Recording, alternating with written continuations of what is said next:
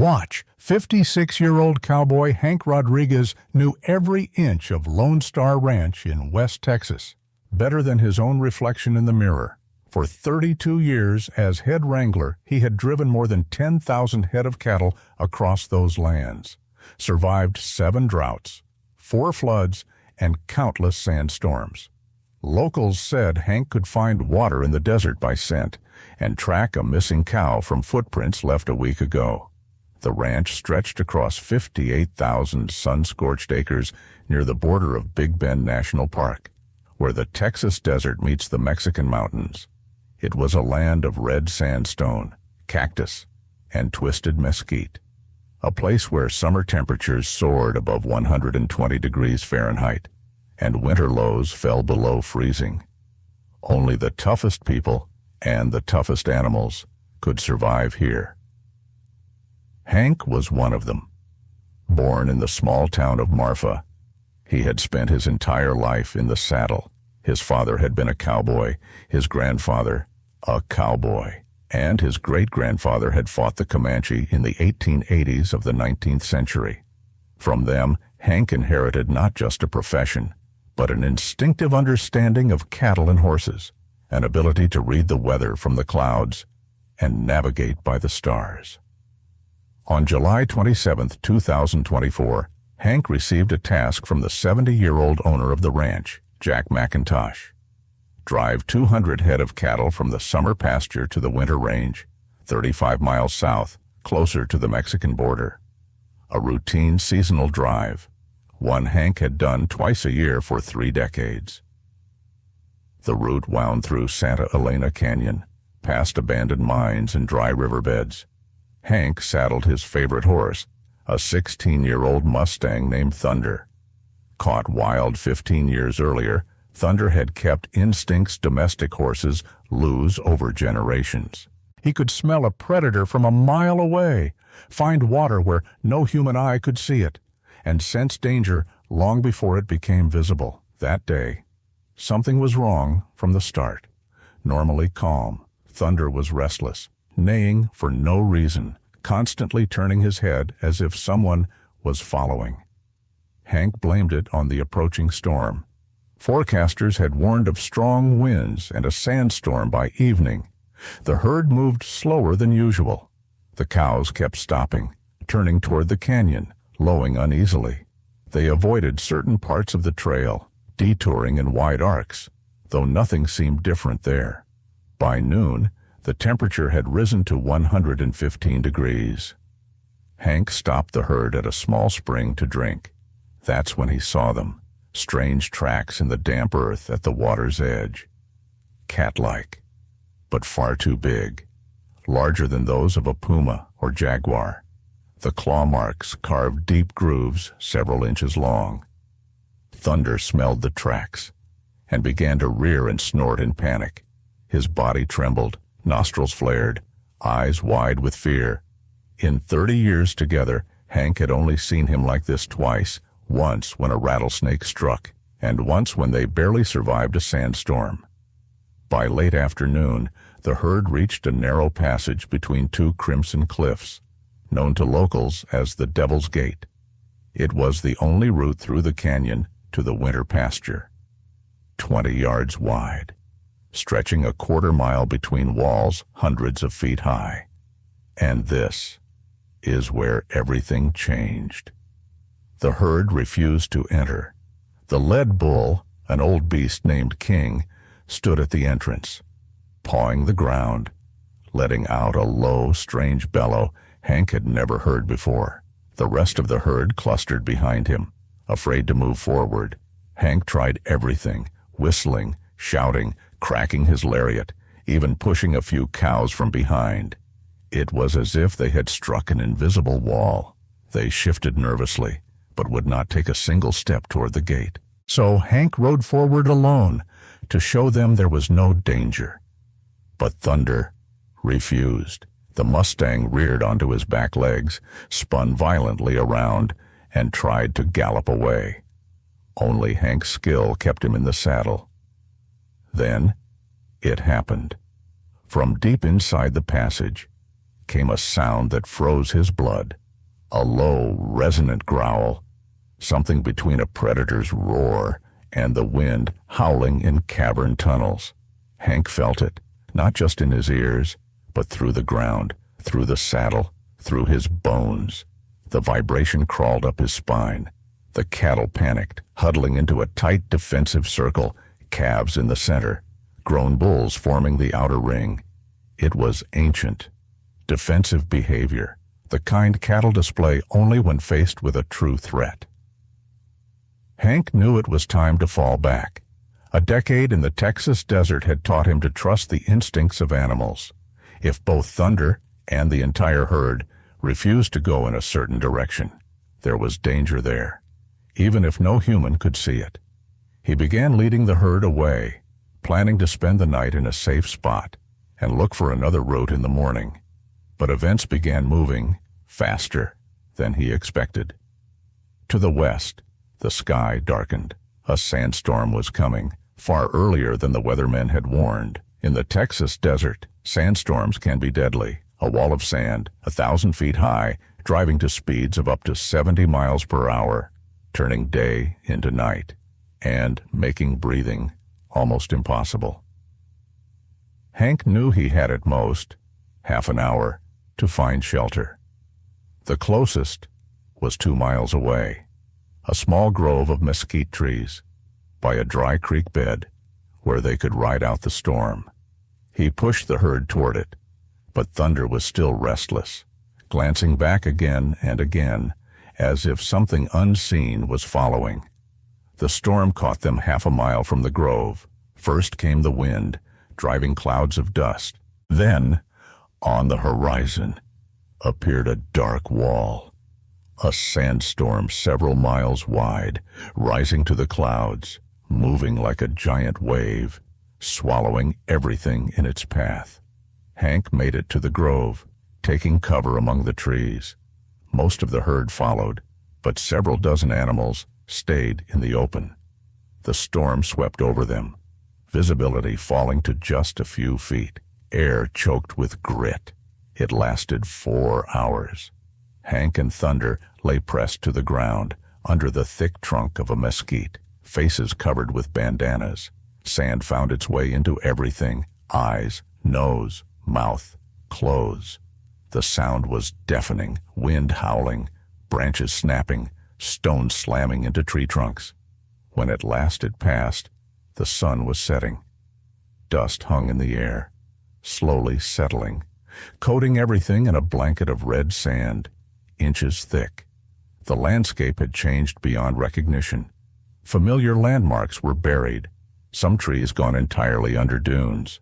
The herd was gathered in the grove. About 150 of the 200 cattle remained. 50 were missing, likely scattered during the storm. Hank would search for them in the morning. Now, he had to make camp. He built a fire from dry branches and made a simple meal: canned food and coffee.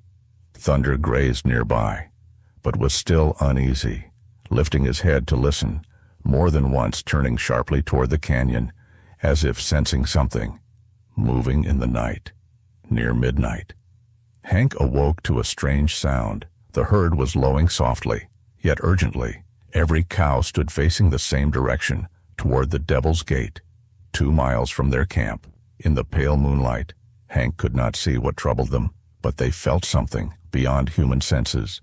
At first light, he set out to find the missing cattle. Thunder resisted, wanting to turn back to the grove. Hank found tracks, most explained easily, frightened animals scattering for cover. But one trail puzzled him. 4 cows and a bull had moved toward the canyon. Straight lines, no sign of panic. Tracks led into a narrow branch canyon, joining the main pass. There, cattle tracks were joined by others. The same large cat prints, with claws several inches long, that Hank had seen by the spring. Thunder refused to go farther.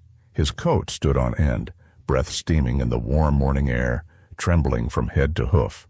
Hank tried to urge him forward. Thunder reared, nearly throwing his rider.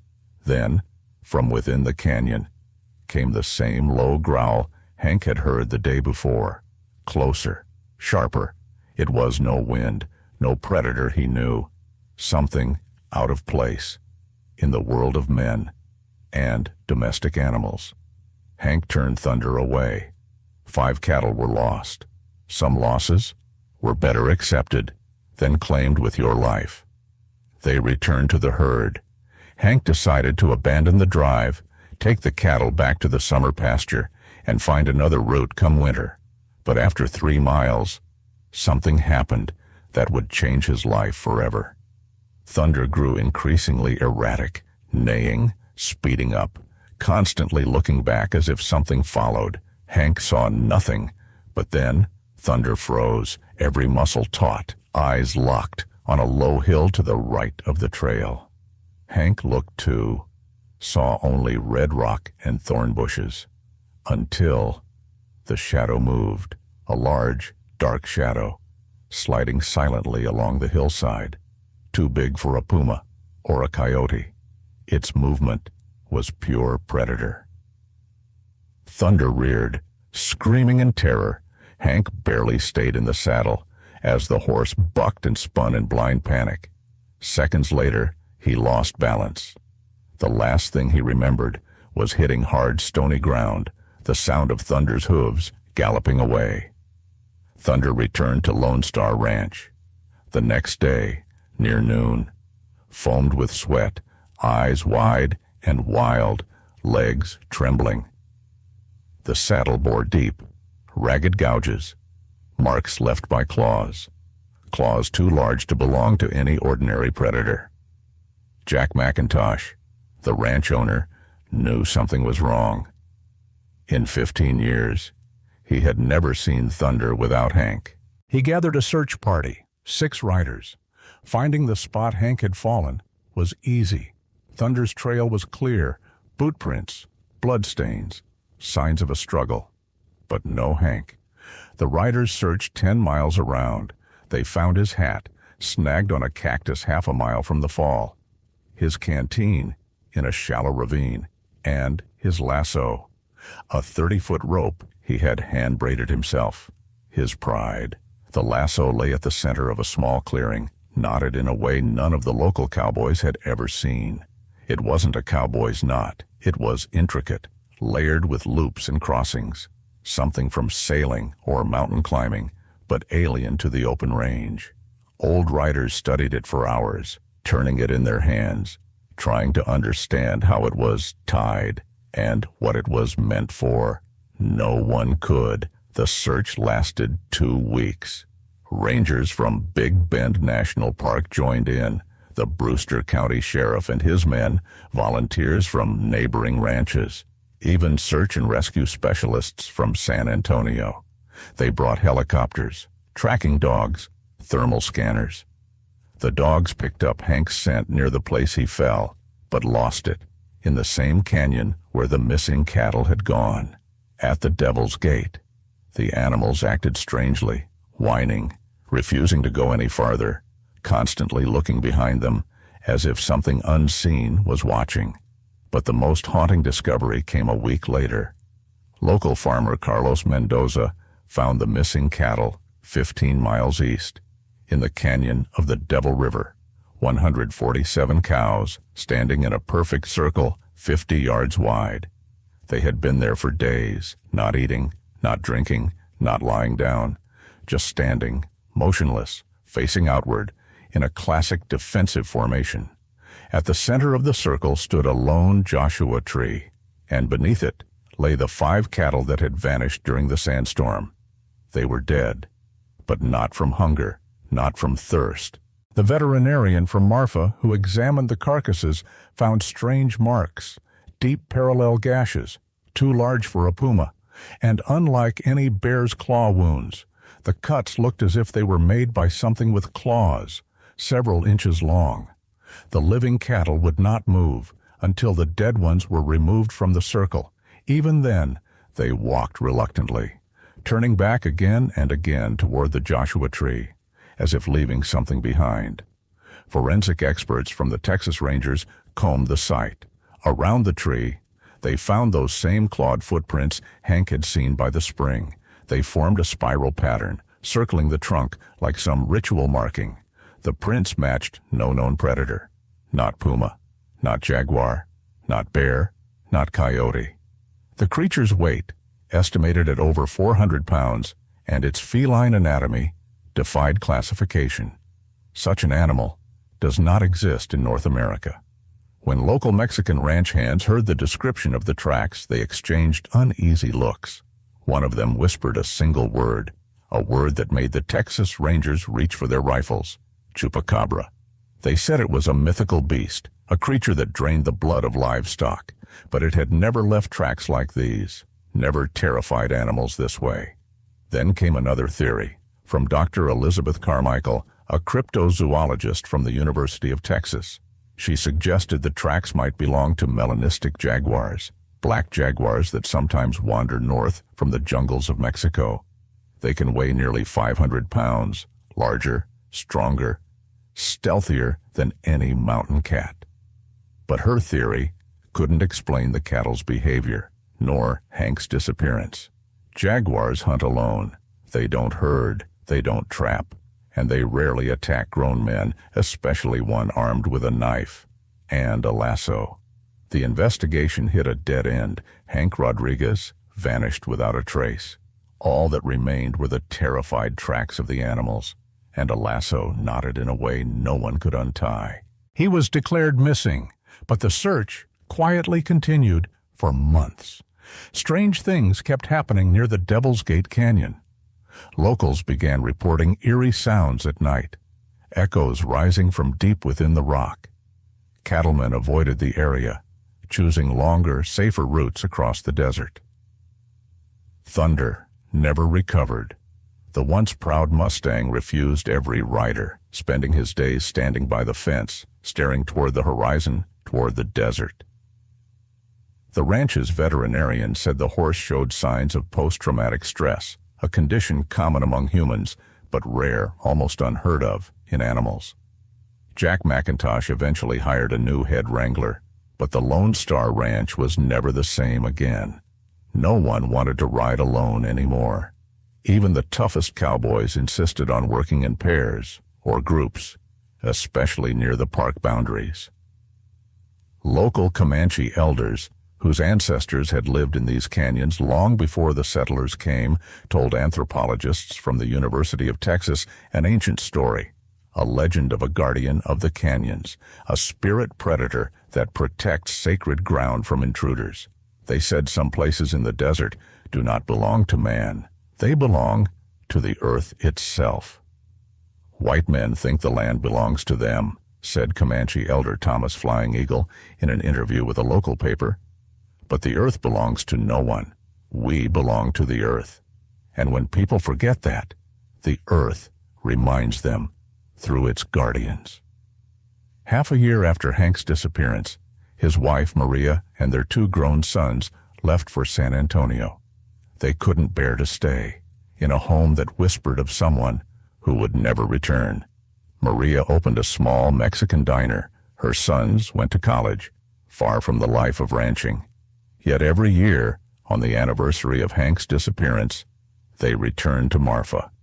They drive out to the Devil's Gate Canyon, and there they leave his favorite meal, a burrito with beans and spicy sauce, and a bottle of tequila. Maria says she feels his presence there, that the land still holds him. Hank belonged to this land more than to any home, she said in an interview 5 years later. Maybe the earth just took him back for good. Out here in the Texas desert, ancient forces still live. The lasso, with its impossible knot, is now kept in the Marfa History Museum. Several experts have tried to undo it, but every attempt only tightens it further. Sailors from Galveston, mountaineers from Colorado, even Navy specialists in knot theory, no one could decipher how it was tied. The disappearance of Hank Rodriguez remains one of Texas's greatest mysteries. In the decades since, there have been 3 more cases, livestock gone missing under strange circumstances, but no people. Modern Texas cowboys still tell Hank's story, passing it from one generation to the next, a warning about what lurks in places the maps call empty. They teach the young ones to watch their animals, to trust their instincts, and to never force a horse or a cow to go where it refuses to go. The Devil's Gate Canyon remains an active cattle route, but no cowboy rides through it alone, and no one ever stays there after dark. Today, the story of Cowboy Hank Rodriguez and the herd that remembers has become part of Western folklore. It reminds us that even in the 21st century, in the age of satellites and cell phones, there are still places on this earth, ruled by laws far older than our own. Places where meeting the unknown can change your life forever. Or take it without a trace, leaving behind only the claw marks on a saddle and a knot no one can untie. Places like the Devil's Gate do not care for human trespass. They watch, they wait, and sometimes they take. Hank Rodriguez's story is more than a tale of one man lost in the desert. It is a reminder that the West has secrets it will never give up, no matter how far we ride or how much we think we understand it. Some knots will never come undone. Some tracks will never lead home, and in certain places, on certain nights, the guardians of the land still walk. So, if you ever find yourself crossing a canyon in West Texas and your horse refuses to move forward, listen, turn back, because the next set of claw marks in the sand might be yours. Thank you for watching, and remember, out here, the desert always keeps something for itself.